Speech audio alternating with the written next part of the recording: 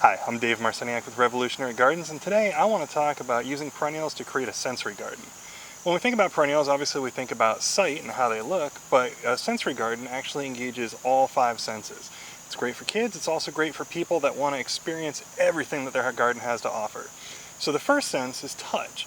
And so obviously lamb's ear is a great plant for that. It's got the silver green foliage, but it's also got just an amazing, soft, silky, fuzzy leaf texture to it. It's a lot of fun. It's almost like having a cute, fuzzy little pet that you don't have to do a whole lot for.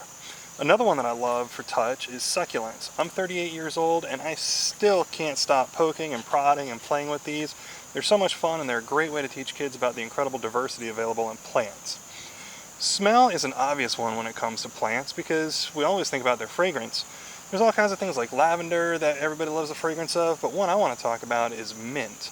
Now, obviously you need to be careful to plant mint in a pot, make sure it doesn't run everywhere, but it's worth it because there's so many different fragrances with peppermint and spearmint, and my personal favorite, chocolate mint. Now, we've been planting this stuff for years, had no idea what the heck to do with it, and then last year my wife came up with the idea to make a mint ice cream from this. It's absolutely fantastic, best ice cream I've ever had, and look at that, we've just talked about taste.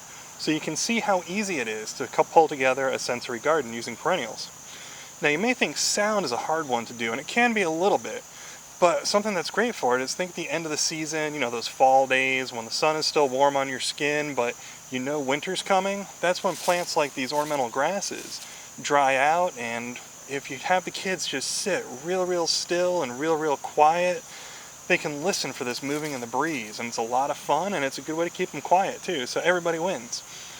Now granted, that's the end of the season, so during the spring and summer there may not be a whole lot of sound coming from perennials in the sensory garden, so maybe you cheat a little bit and do a gravel pathway that crunches underfoot, use wind chimes, use a water feature.